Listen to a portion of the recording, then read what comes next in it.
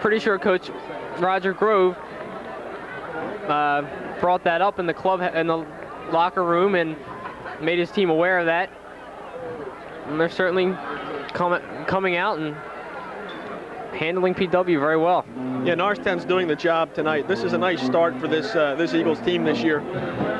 Provided they hold on to this ball game, their season will go 2-0 so far, and that's a nice start. They still have, I think, at least 1 or 2 non-league contests left before they get into their league schedule. We'll check that for you. But they've got a mighty tough league schedule with CB East and West, North Penn, Abington, and a couple other games with schools that are perennial football powers.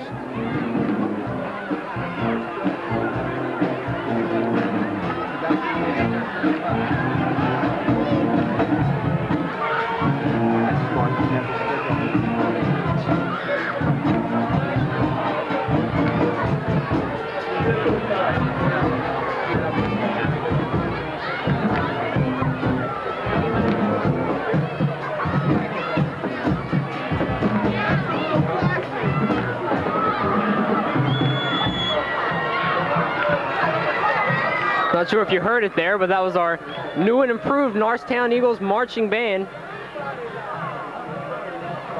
Meanwhile, on the field, Bell is sacked. Like in the backfield that time, Vinny Catagnis, Chad Ochnick.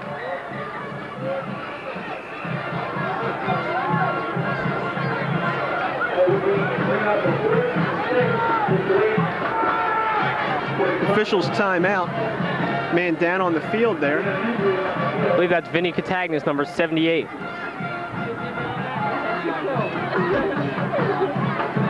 Coach Everett's out onto the field there.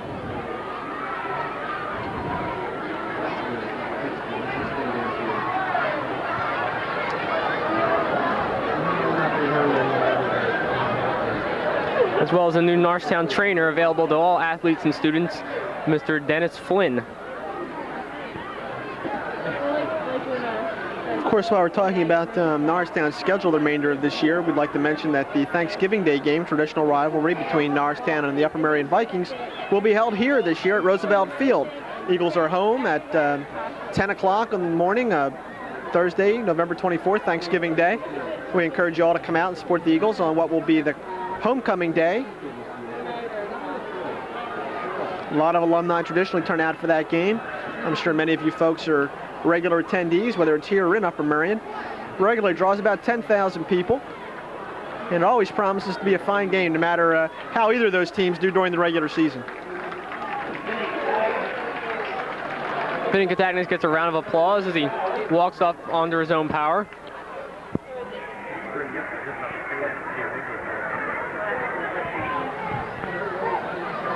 May have just twisted an ankle or a knee or something.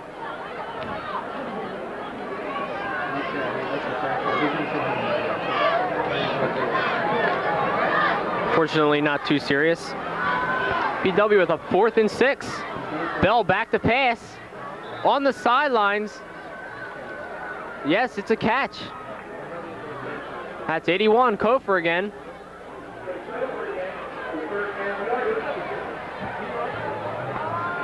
Kofer down to his knees, made sure he had that ball, just falling out of bounds. Kofer's obviously Brad Bell's primary target in this ball game. He must have 9 or 10 catches so far tonight.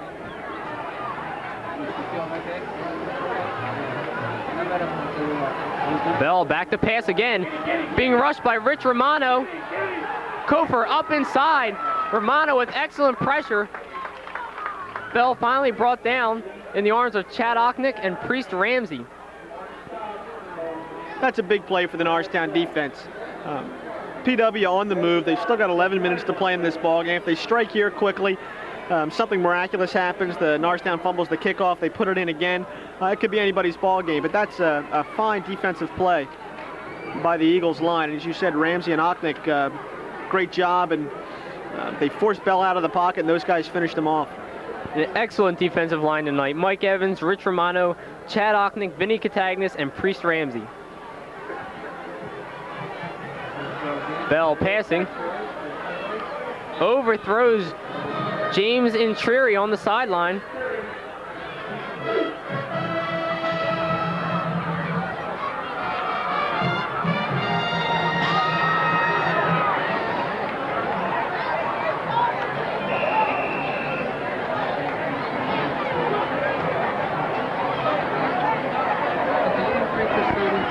Once again, folks, we'd like to thank the Norristown Area School District for bringing you this ball game tonight. Mr. Tony Coy is our producer and director tonight, being ably assisted by his 3 camera persons, Kim Murphy, Kathy Hutton, and Melissa Parker. And I'm Jeff Brandon along with Walt Fry. We have 10:25 left to play in this ball game. Handoff goes around the left side to number 35, Dwight Shirley, and Shirley gets pounded. Preece Ramsey in on the tackle. It's going to be 4th down and about 22 to go for the first.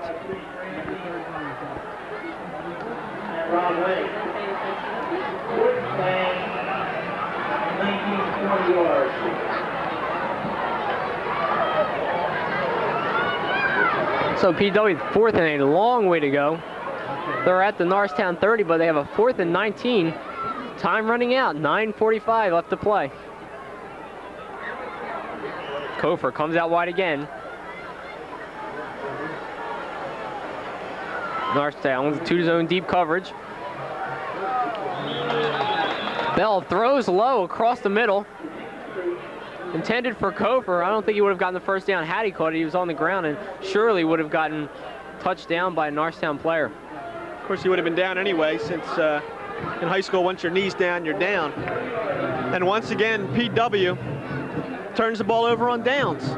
They just can't get it to click here in this second half, Walt. And it's been all Norristown since that play to end the first half where PW failed to stop the clock. It has been all Eagles, striking quickly at the beginning of the third quarter, scoring 17 seconds into this second half, and then tacking on another 6 points. They lead this ball game by 20, 27-7.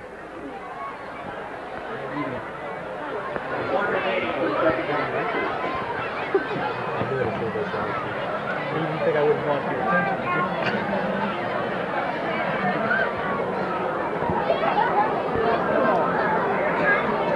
Wait a minute.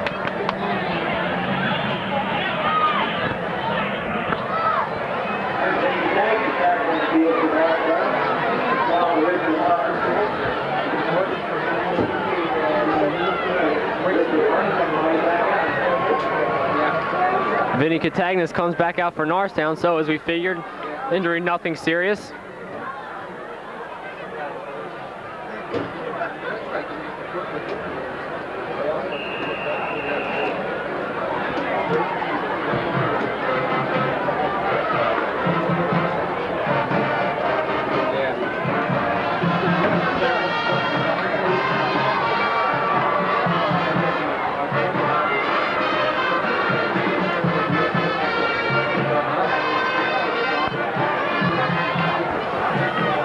Norristown, 1st and 10 on their own 30. The pitch goes to Mike Carroll.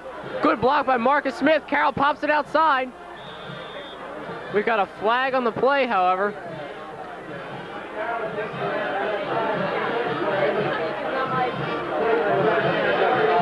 Carroll gained close to 10, close to first down yards, but we'll see what the flag was for.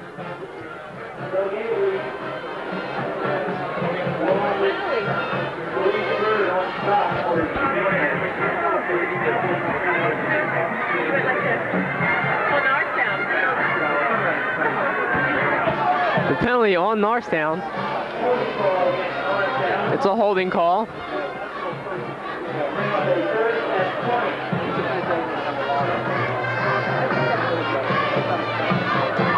That pushes Norristown back 10 yards. It'll be 1st and 20.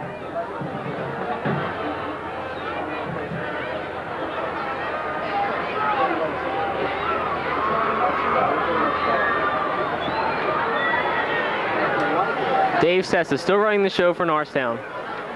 Turns, hands off to, looks like Marcus Smith through the line. No, I'm sorry, the carry was John Rutman, 42, not 32.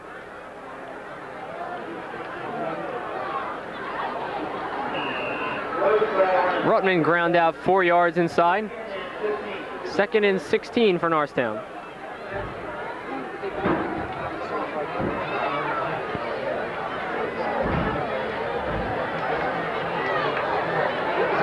Probably see Norristown now just run the ball with those running backs running down the clock.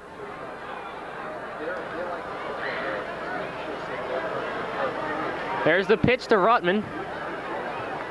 Rutman finds a hole. Still going, still going. These Norristown running backs just do not go down. John Rutman about a 26-yard carry up to midfield.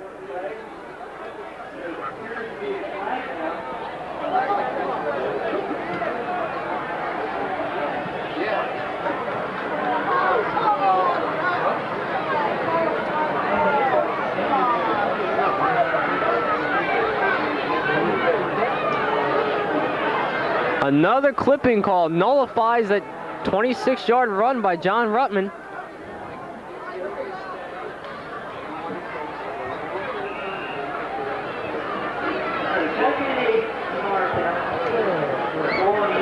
Norristown running backs have probably had over 100 yards negated on penalties tonight.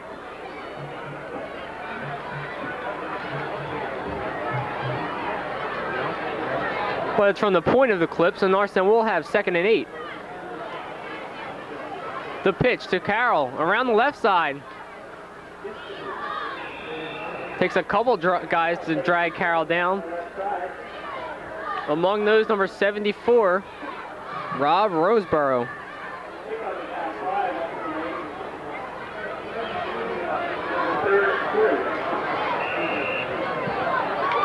Carroll gained about 5 yards.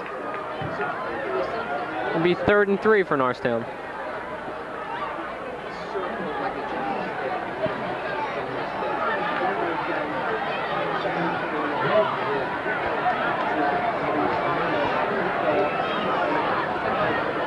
Norristown comes up the line with Priest Ramsey split out to the far side. Mike Carroll in the slot. They turn pitch near side to Rutman. Rutman going nowhere. PW read that beautifully. In on the tackle, number 82, Tony Todd.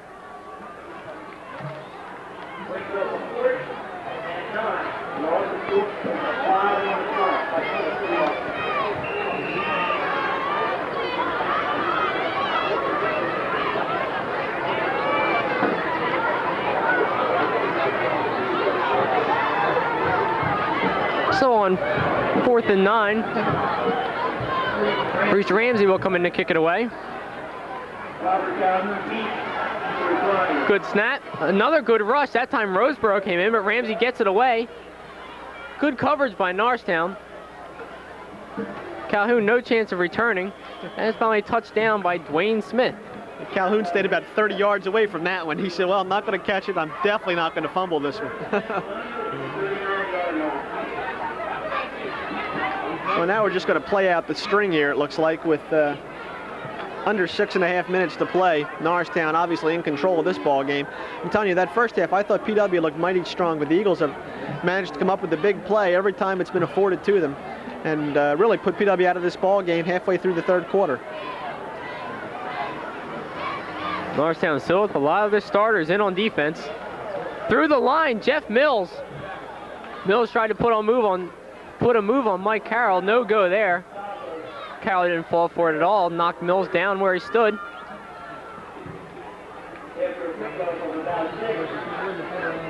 Mills certainly not going to run right by Carroll with speed, but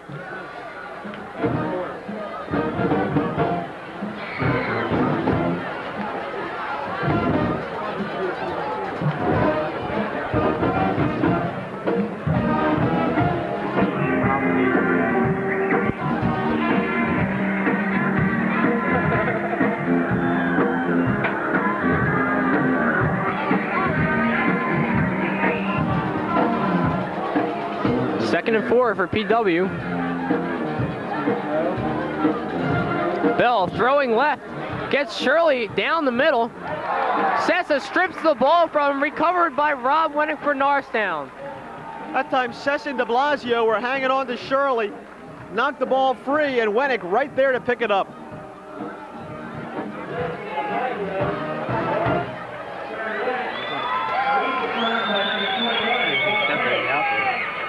I didn't know.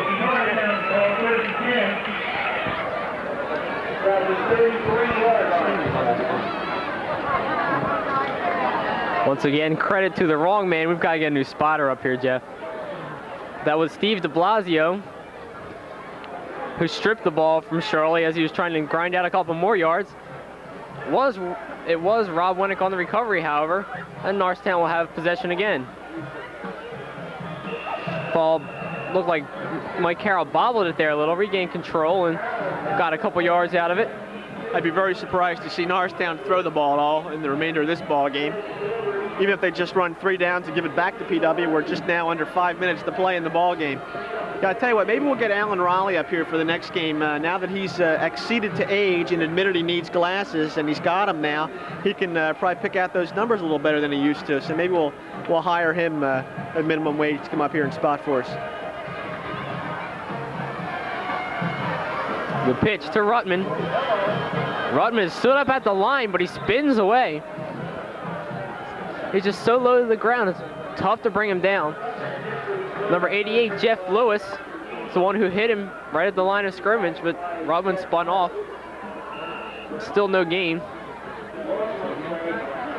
In fact, there was a loss of 2. Back to the original line of scrimmage, 3rd and 10. The important thing is the clock's still running, 4 minutes to play. Things have calmed down here a little in the last 8 or 9 minutes. Haven't seen any 50-yard plays recently. Well, Norristown just dropping back into a comfortable defense, and PW just can't go along with it. Sets of fakes, rolls left, cuts it back up the middle, swarmed all over by PW. Looked like a planned keeper there.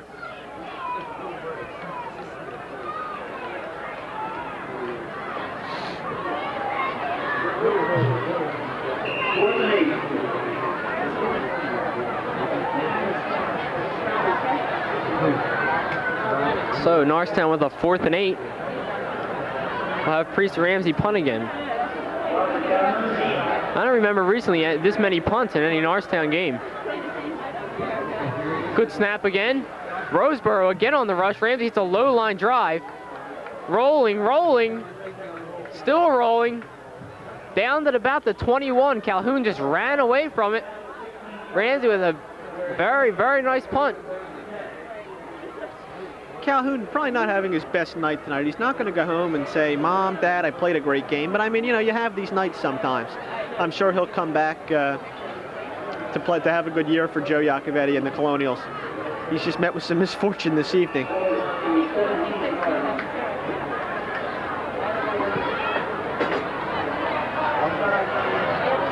And the stands are starting to empty here at Norristown's Roosevelt Field as folks are heading for the exits. Well, with 2:37 left to play, not much suspense left. Norristown in command, 27-7. Bell hands off to Shirley up the middle. Looked like Marcus Smith on his back there to bring him down. This crowd looks like a Phillies crowd this season, about the 7th inning, except in that instance, the home team's usually not ahead at Veterans Stadium.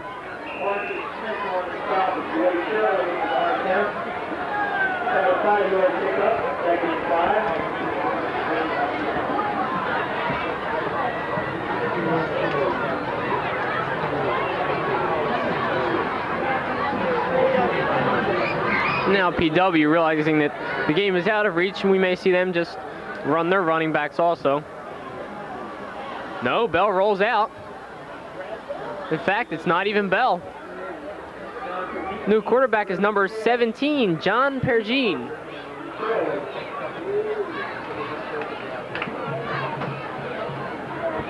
And Pergine, his receiver, rolling out for a short gain. 3rd and 2 for PW.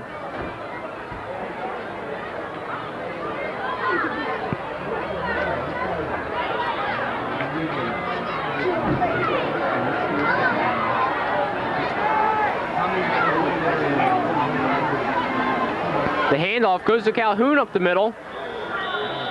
He's close to a first down. Yes, it is a first down.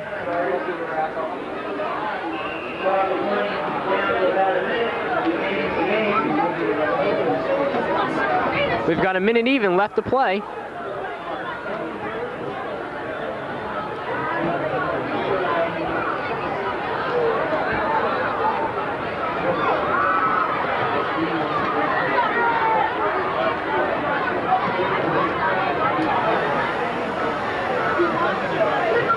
Pergine rolls left. Oh, what a catch. Throwing left to Kofer.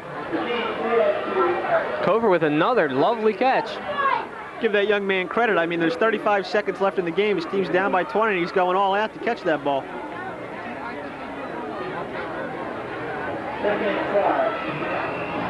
Kofer definitely a gamer and a valuable weapon on this PW team. I think PW is going to be a team to be reckoned with this year in their division. They're a good ball club. The luck just didn't turn their way in this ball game. Norristown got all the breaks, and the Eagles played a fine game. Take nothing away from them.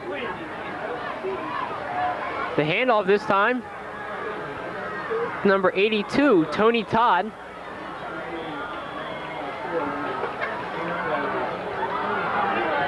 We've got a timeout with 4 seconds left. Norristown has, PW has called timeout. It's not your fault, Walt. I did see the official go to Norristown, indicate Norristown first. I kind of wondered why Norristown would call timeout, and the official did change his call there. I kind of wonder why Joe Iacovetti called timeout for PW, but it's his prerogative. We'll see what he does with the extra play.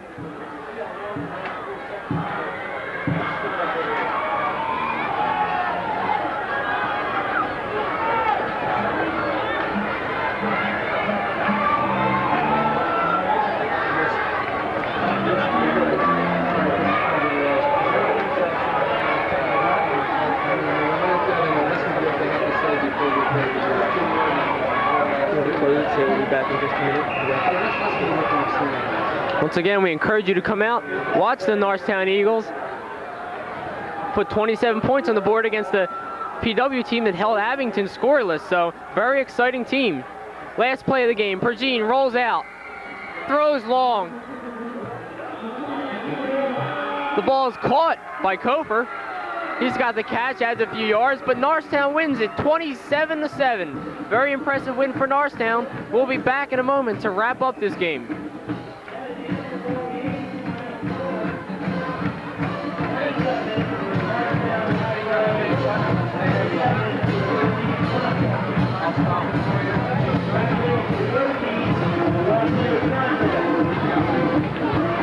Bring your pad.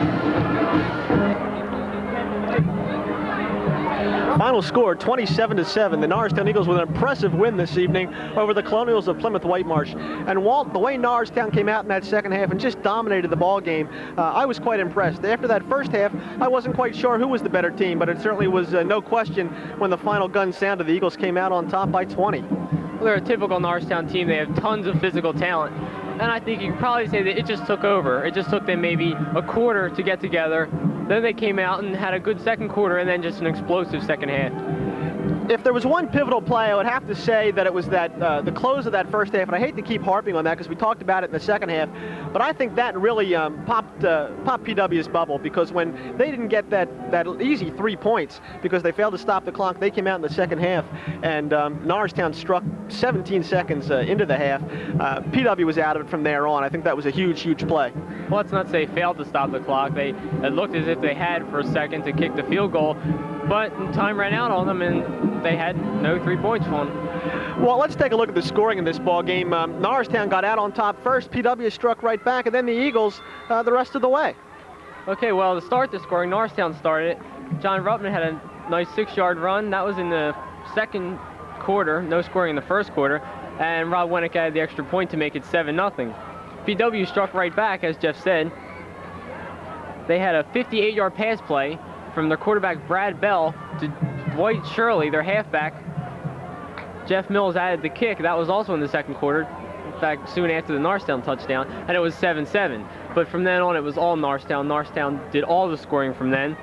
Still in the second half, it was Mike Carroll. In fact, right after the touchdown by PW, Mike Carroll, an explosive 85-yard kickoff return for a touchdown run. Just got out into the open field and nobody could catch him. That made it 14-7. Then that was the end of the first half. In the second half, Norristown came right out.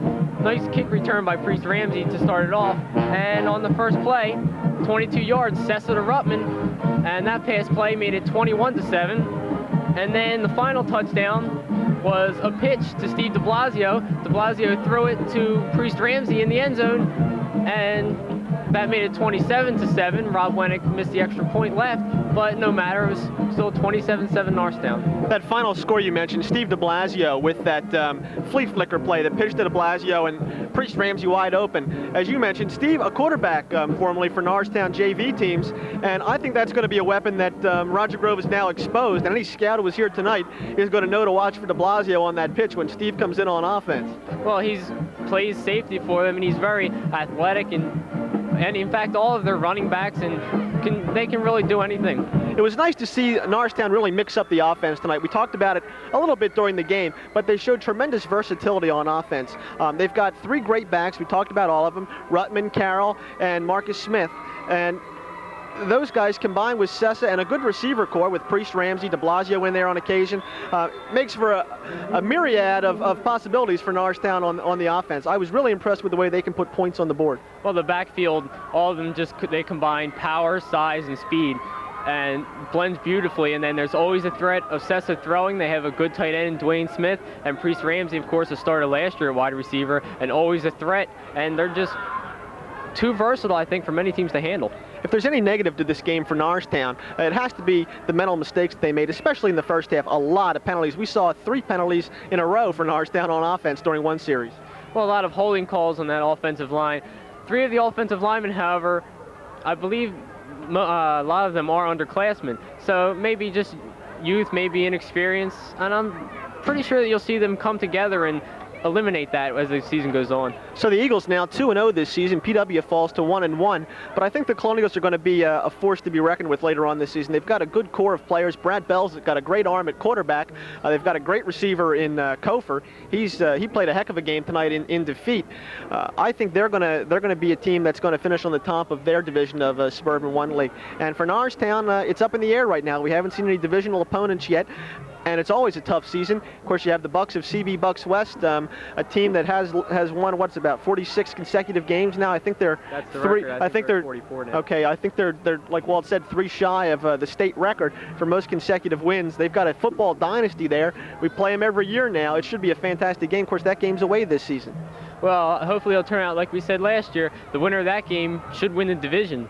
And unfortunately, last year Norristown was upset by CB East before going and playing CB West. But I think this year it'll probably turn out that way. Folks, it was an exciting game. We enjoyed bringing it to you. Of course, we'd like to thank the Norristown Area School District for helping us tonight. We'd like to thank our camera people for assisting tonight. We'd like to thank the folks that we have on the list here, Kim Murphy, Kathy Hutton, and Melissa Parker. We appreciate their help. And, of course, Tony Coy, our producer and director. For Walt Fry, I'm Jeff Brandon. Thank you for joining us. We'll see you next time here at Roosevelt Field.